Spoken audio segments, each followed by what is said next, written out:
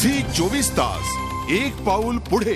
आणि दिनेश दुखंडे आमचे प्रतिनिधी सध्या आपल्या सोबत आहेत याविषयी अधिक प्रकाश टाकण्यासाठी। या विषयावर दिनेश, हा नेमका काय सावळा गोंधळ सुरू आहे?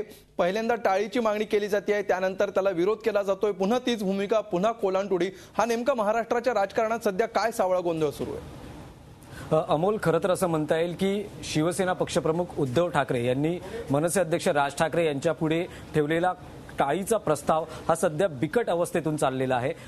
उद्धव ठाकरे यांनी राज ठाकरेंपुढे टाळीचा प्रस्ताव ठेवला, त्यानंतर राज ठाकरे यांनी तुर्तास युती किंवा मैत्री अशक्य अशी भूमिका मांडली। त्यानंतर उद्धव ठाकरे यांनी पुन्हा राज ठाकरे यांना टाटा केला। भाजप आणि रिपाईचे नेते राज ठाकरे यांना युतीत येण्याचं, महायुतीत येण्याचं आवाहन करतायत, त्यामुळे पुन्हा उद्धव ठाकरे यांनी या प्रकरणी टाळाटाळ करणारी भूमिका मांडली। आणि आज रामदास आठवले यांनी राज ठाकरे यांच्या विषयाला आता टाळा ठोकण्याची गरज आहे अशी भूमिका व्यक्त केली। कुठे ना कुठेतरी राज ठाकरेंवरून महायुतीमध्ये गोंधळ आहे आणि हा जर गोंधळ लवकरात लवकर संपला नाही तर महायुतीचे जे मतदार आहेत त्यांच्यापुढेही एक गोंधळ निर्माण होईल आणि याचा फटका शिवसेना, भाजप आणि रिपाई या तिन्ही पक्षांना आगामी निवडणुकीत होऊ शकतो। बिलकुल दिनेश, मनसेशी जवळीक साधून किंवा वारंवार तो विषय छेडून प्रत्येक पक्ष आपलं एक उपद्रव मूल्य किंवा न्यूसेन्स व्हॅल्यू इतर दोन पक्षांना दाखवण्याचा प्रयत्न करतोय का?